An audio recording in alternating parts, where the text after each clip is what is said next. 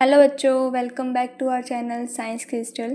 तो आज का हमारा टॉपिक है प्रॉपर्टीज़ ऑफ जेनेटिक मटेरियल। आज हम पढ़ेंगे जेनेटिक मटेरियल के अंदर कौन सी प्रॉपर्टीज़ होनी चाहिए। चलो स्टार्ट करते हैं।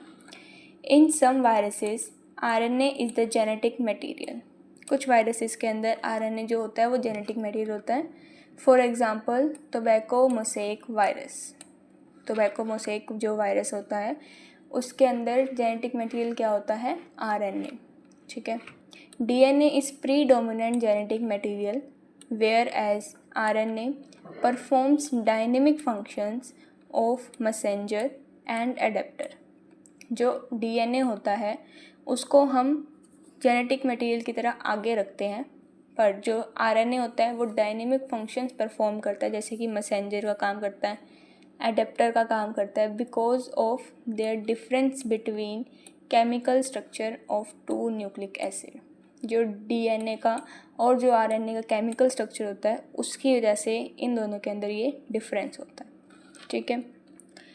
अ molecule that can act as genetic material must fulfil the following criteria. अगर किसी भी मोलिक्यूल को जेनेटिक मटेरियल होना है तो उसको ये क्राइटेरिया फुलफिल करना पड़ेगा। देखते हैं क्या criteria. First is it should be able to generate its replica. ये अपना रेप्लिका जनरेट कर सकता हो खुद से।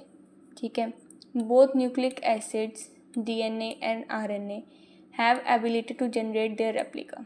दोनों ही जो आरएनए और डीएनए दोनों ही अपना रेप्लिका जनरेट कर सकते हैं। Protein failed to fulfil the first criteria itself.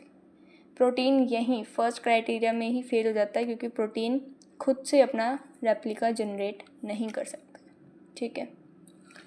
Second criteria is it should B chemically and structurally stable. एक जेनेटिक मटेरियल जो है वो इतना केमिकली और स्ट्रक्चरली स्टेबल होना चाहिए कि वो लाइफ की डिफरेंट स्टेजेस पर चेंज ना हो। ठीक है। In Griffith's transforming principle bacteria is killed by heat.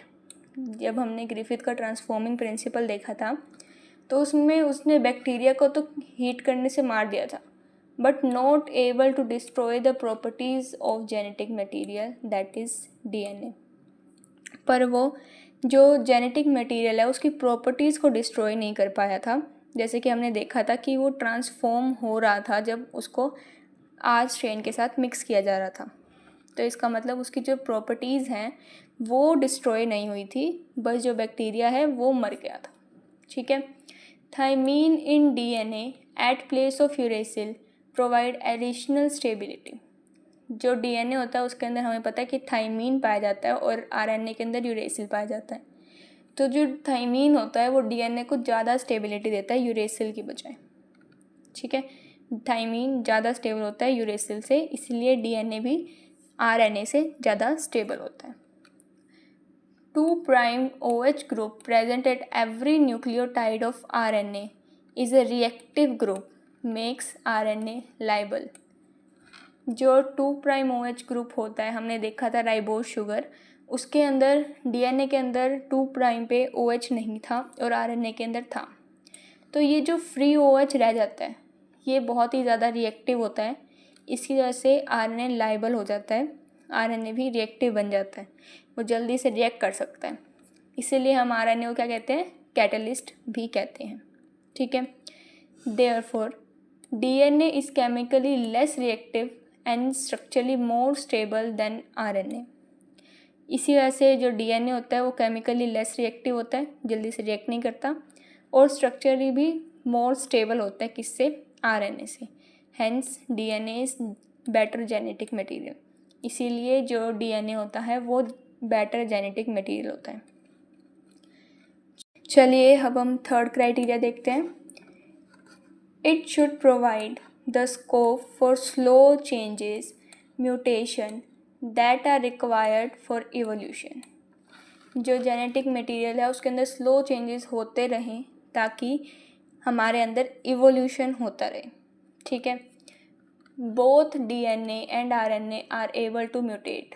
दोनों ही जो डीएनए भी और आरएनए भी दोनों म्यूटेट होते हैं RNA being unstable mutate at faster rate।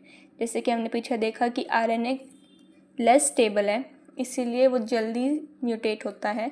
Viruses having RNA genome have shorter life span, mutate and evolve faster. जो RNA होता है, जिन वायरसेस के अंदर RNA का जीनोम होता है, उनकी जो लाइफ स्पैन होती है वो शॉर्ट होती है और वो जल्दी म्यूटेट और इवोल्व हो जाते हैं। जैसे हमारे पास कोरोना वायरस आया था, तो उसका जो जीनोम था वो बहुत ही जल्दी म्यूटेट हो रहा था, इसलिए उसकी वैक्सीन बनाने में बहुत टाइम लगा। ठीक है, चलिए fourth criteria, it should be able to express itself in the form of Mendelian character. Mendel ने जो करेक्टर्स दिए थे जेनेटिक मटेरियल, उनको एक्सप्रेस कर सके। ठीक है, RNA can directly code for synthesis of protein, hence able to express characters. जो RNA है वो डायरेक्टली प्रोटीन बना देता है और उससे क्या होता है, करेक्टर एक्सप्रेस हो सकते हैं। DNA however depends on RNA for protein synthesis. जबकि जो DNA होता है वो डायरेक्टली प्रोटीन नहीं बना सकता, उसको DNA से पहले RNA बनना होगा एंड देन वो प्रोटीन बनेगा। ठीक है, तो इसीलिए जो RNA है वो ईजीली अपने करेक्टर्स एक्सप्रेस कर सकता है, जबकि DNA को RNA की हेल्प लेनी पड़ेगी करेक्टर्स एक्सप्रेस करने के लिए।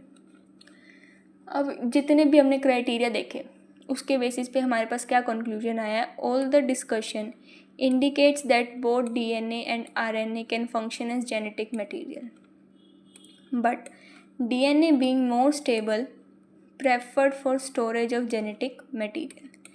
बट DNA जो है वो स्टेबल ज़्यादा है, इसीलिए हम जेनेटिक मटेरियल को उसके अंदर स्टोर कर सकते हैं ताकि वो लाइफ की डिफरेंट स्टेजेस के साथ चेंज ना हो, जल्दी से म्यूटेट ना हो।